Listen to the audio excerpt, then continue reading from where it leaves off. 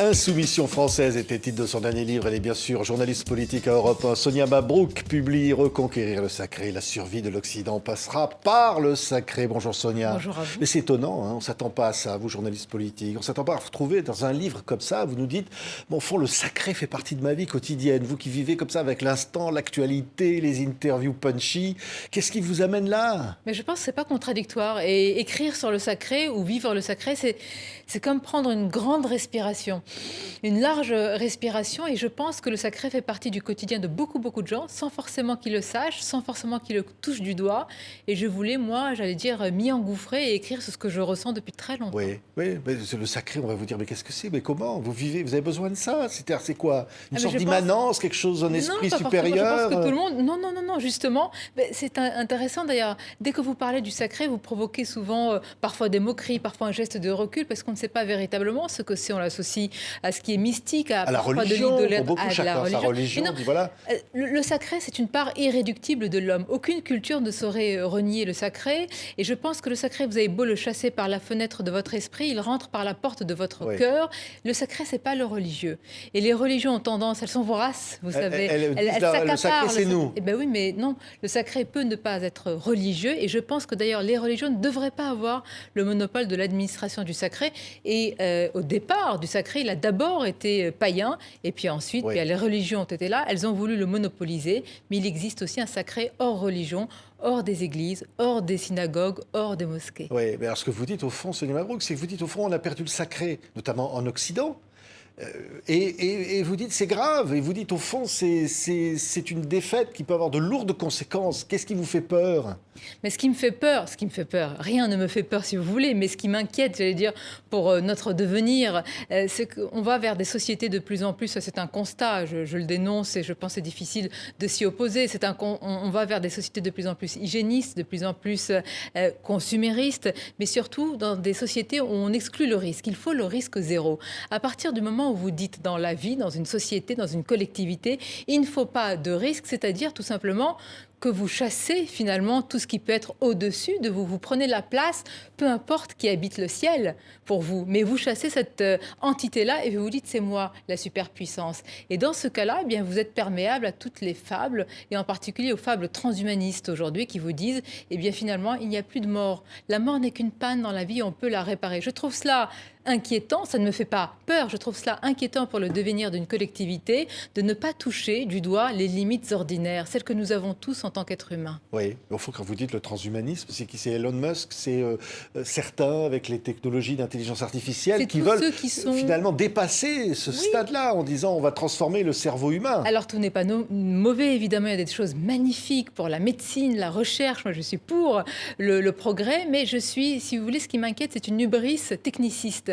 C'est-à-dire c'est la technologie pour la technologie. On veut un homme augmenté. Il est augmenté de tout sauf de la spiritualité et du sacré qui constitue, je le rappelle, le socle aujourd'hui de l'homme. Oui, en même temps, on va vous dire aussi le sacré, la spiritualité, on conduit à des guerres, on conduit les hommes à s'affronter entre eux. Voilà, c'est pas forcément la paix assurée, la paix intérieure. Parce qu'au fond, vous dites le sacré, c'est la recherche d'une forme de lumière intérieure. Parfois, ça amène à des excès. Mais bien sûr, mais c'est ça ce qui est compliqué. C'est pour ça, quand je dis reconquérir le sacré, le titre du livre, c'est au sens, il faut reconsidérer la question.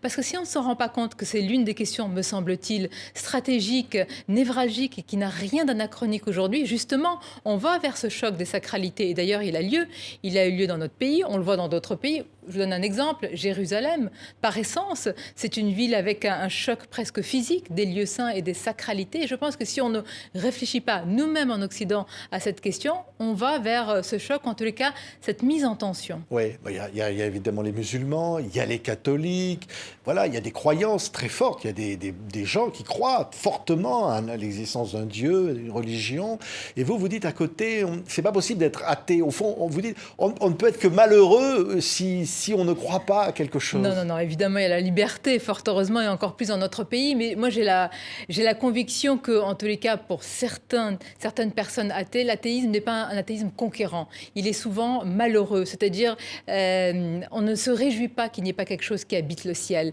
Moi, je crois quel que soit ce qui habite le ciel, a une forme de transcendance, mais pas une transcendance au sens d'un mysticisme ou d'une idolâtrie, mais je crois en un sacré, si vous voulez, plus grand que soi. C'est-à-dire qu'on ne peut avancer, et même pour une collectivité, qu'avec un sacré qui nous dépasse, un sacré rassembleur. C'est en cela, et c'est pour ça que je milite, un sacré qui peut être aussi républicain. Nous sommes en France, nous sommes dans un État souverain. La laïcité, laïque, par exemple, ça peut être quelque chose de sacré. Sûr, la laïcité peut très très bien, justement, et doit, j'allais dire, s'harmoniser avec le sacré. Le sacré, qu'est-ce que c'est, si vous voulez?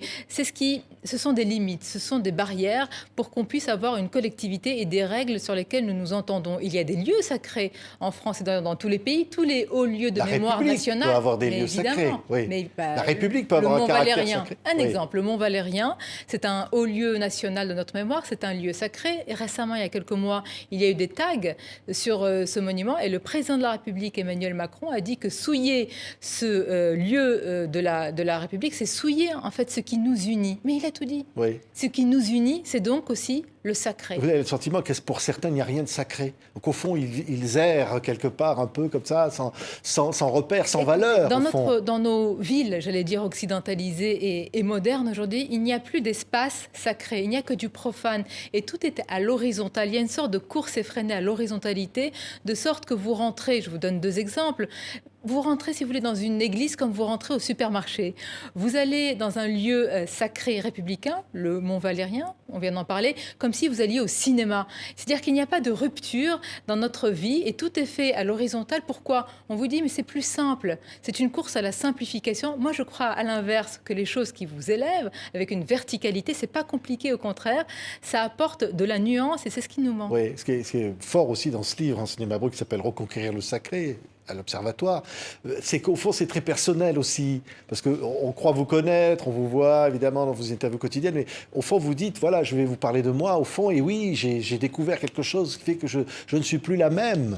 Et ça, c'est, oui, vous dites, vous racontez des expériences dans des lieux où vous avez senti quelque chose de très fort. C'est difficile de parler de ce sujet sans mettre son cœur sur la table plutôt que ses tripes, si vous me permettez cela. Et j'évoque, moi, depuis enfant et depuis ma Tunisie natale, j'habite en face d'un monument qui est une église, c'est la cathédrale Saint-Louis de Carthage. Alors enfant, moi je ne voyais pas immédiatement cet aspect religieux, mais je voyais un monument avec un sentiment singulier. J'avais l'impression que le feuilleton de ma vie était écrit dans ces pierres. Et une fois que je suis rentrée dans ce monument, quelques années plus tard, il y a eu mais véritablement une forme de rupture en moi, mais de rupture positive, de rupture stimulante entre, si vous voulez, l'extérieur et l'intérieur, entre l'abondance de l'extérieur et puis une forme, vous voyez, de frugalité de l'intérieur, entre la frénésie de l'extérieur et une intériorité. Et ça m'a permis une sorte de connexion, non pas avec Dieu, mais avec moi-même. Parce que le sacré, ce n'est pas une reconnexion avec le ciel, avec Dieu, c'est avec soi-même. Oui, c'est une façon de dire aussi que le système, on va dire, occidental, capitaliste, matérialiste, ne peut pas nourrir, n'est pas suffisant. Et vous dites, au fond, si on ne se nourrit pas d'autre chose, ce système va à sa perte. Écoutez, je cite un exemple et une période qui m'a beaucoup interpellée, ce qui s'est passé lors de la crise du Covid, où on a vécu une véritable rupture anthropologique avec des conséquences importantes, où on a empêché, pour des raisons que l'on peut entendre à ce moment-là, des gens d'aller enterrer leurs proches, de les accompagner jusqu'à leur dernière demeure. Est-ce qu'il y a pire chose que d'empêcher cela? Et en empêchant cela, on a empêché les rites funéraires. C'est ça le sacré. Les rites, c'est ce qui nous reste. Le sacré, c'est notamment ces rites funéraires. Et dans ces sociétés-là, aujourd'hui, on veut le zéro risque, qui sont très modernes, on est allé jusqu'à empêcher ce qu'il y a de plus fondamental en nous, ce qu'il y a de plus sacré. Et ça, c'est inadmissible, je pense. C'est une course dans laquelle on ne peut pas s'engager ainsi, ou en tous les cas, quand on s'y engage, il faut savoir les conséquences et ce que l'on peut perdre aussi. Oui, ça veut dire qu'il faut accepter la mort, par exemple, d'une société qui ne l'accepte pas, qui n'en veut pas, ou penser que la science va tout résoudre. C'est ce que pensent certains, c'est ce que veulent nous faire dire certains. Et cette société-là, aujourd'hui, d'un homme augmenté qui serait en réalité un homme réduit, parce qu'il serait réduit sous l'autorité de la machine. Il ne faut pas se leurrer, l'homme augmenté, ce serait l'esclavagisme moderne. Et pour y échapper, je pense qu'une forme, non pas de sacré, mais véritablement d'attachement à ce qui nous transcende encore, à ce qui nous dépasse. En fait, c'est d'accepter nos limites ordinaires et bien peu nous faire rester tels que nous sommes, c'est-à-dire, j'allais dire, des hommes ordinaires. ordinaire, avec une forme de sacré, et ne croyant pas qu'on peut remplacer Dieu aujourd'hui. Oui, c'est aussi une forme de dire la liberté humaine. Mais bien sûr. Dire chacun peut avoir son propre sacré. Oui, le sacré des uns n'est pas le sacré des autres. Et il n'est pas regarder les universel. étoiles, Mais oui. écouter Mozart. Mais la nature. Oui. Le sacré dans la nature, j'en parle, je consacre un chapitre à cela, c'est essentiel. Le végétal qui pousse, le feu qui réchauffe, l'eau qui bénit, l'espace sacré des animaux à respecter, tout le sacré est là sous nos yeux. Oui, on peut à ce moment-là accepter la mort, sans penser forcément, comme certaines religions, qu'après la mort, il faut nécessairement croire qu'il y a quelque chose. Pas forcément, mais vous savez, accepter la mort, c'est accepter la vie aussi, c'est accepter ses limites. Et imaginer un homme qui n'accepte pas ses limites, moi, ça me fait peur. Oui. Et vous vous dites, Sonia, quand vous êtes au quotidien dans le feu de l'actualité, que finalement, il y a des choses plus importantes que ça. Oui, il y a des choses. Vous vous dites ça? Mais évidemment, d'abord, nous sommes tous impactés et parfois, j'allais dire que tout peut s'écrouler du jour au lendemain. Ceux qui nous regardent vivent parfois des drames dans nos vies, c'est le cas. Moi, ce n'est pas une philosophie, j'appelle pas à reconquérir une philosophie, j'appelle simplement à remettre à l'endroit certaines choses que nous sommes en train d'oublier. Me semble-t-il davantage en Occident que dans un Orient où le sacré, c'est vrai, provoque de grands malheurs, des guerres également. C'est pour ça que c'est le sacré peut-être pensé hors du religieux. C'est vraiment important. Oui, vous qui venez de la Tunisie, vous dites je veux que l'Occident ne se perde pas. Oui, là où vous vivez aujourd'hui. Mais c'est exactement, c'est une petite musique en réalité du cœur. Et je pense qu'en Occident, quand on emploie le mot de sacré, il est ringardisé, il est moqué, il fait tout de suite référence à une sorte de grand trou noir. On dirait qu'on parle de quelque chose qui sent un petit peu aussi la foi, la sacristie. Et comme on ringardise beaucoup les croyances, et en particulier la religion et le christianisme, eh bien tout de suite on dit ah non mais le sacré, je ne veux pas savoir, je suis dans un état laïque. Mais au contraire, c'est dans un état laïque qu'il faut repenser cette question-là, parce qu'elle peut se penser hors du religieux, mais pour ça, il faut aussi un certain courage, notamment aux responsables politiques, parce que ce n'est pas un chemin facile et je ne sais pas qui a envie de le prendre aujourd'hui. Oui. Pourquoi? Parce que les hommes politiques ne... Est-ce que vous entendez beaucoup de mots, en tous les cas de sacré dans leur discours? D'ailleurs, c'est très intéressant, le mot qu'ils emploient de plus en plus, très souvent, pour, à mon avis, ne pas employer le mot sacré, c'est le mot valeur. C'est très beau le mot valeur, mais aujourd'hui c'est un mot qui est très mou. Qu'est-ce qu'il y a dans le mot valeur? C'est le triptyque, fraternité, égalité, liberté, sauf que si moi je donne un coup de canif à la fraternité, qu'est-ce que je risque? Rien. On dira, c'est pas une bonne fille, elle est pas gentille. Vous voyez, mais par contre, si vous empiétez sur le sacré, alors qu'il y a des interdits, si vous profanez eh bien, une tombe, si vous sifflez la Marseillaise, eh bien ça, c'est des profanations. Pourquoi? Parce qu'au départ, c'est sacré. Mais on ne dira pas le mot, parce qu'il est tabou. Je ne sais pas pourquoi. Oui, le sacré veut dire justement qu'il y a des règles. Mais bien sûr. Oui, qu'il y a une discipline. Il faut l'accepter. Une discipline générale. Évidemment. On doit respecter le sacré de l'autre. Mais comment on crée une collectivité? Comment maintient-on une collectivité s'il n'y a pas un minimum de règles? Moi, je pense qu'une certaine période en France, ça fait quand même beaucoup de mal. Et un slogan, il est interdit d'interdire. Mais 68. C'est une fable. Mais oui, mais ce n'est pas possible. Les règles, ce n'est pas de la frustration. Les règles, c'est parfois un confort. Et si on ne comprend pas ça, eh bien, on va continuer à aller comme ça, comme un canard sans tête. Oui, on va vous dire, vous auriez pu trouver tout cela dans la religion musulmane, par exemple, étant tunisienne. Oui, mais je trouve, moi je suis de culture, d'éducation et je dis aussi de choix, parce qu'on peut naître quelque part avec sa culture, son éducation et ne pas, comment dire, ne pas avoir le choix finalement de l'adopter. Et moi, à travers tous les livres ensuite et tous les textes, je l'ai adopté. Mais le sacré va bien au-delà.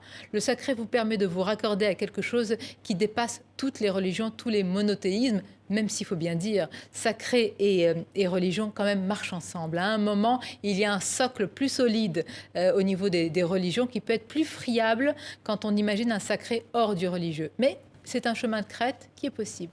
Merci beaucoup, Sonia. Reconquérir le sacré, la survie de l'Occident passera par le sacré. Aux éditions de l'Observatoire, c'est absolument passionnant. C'est un livre de réflexion et très personnel.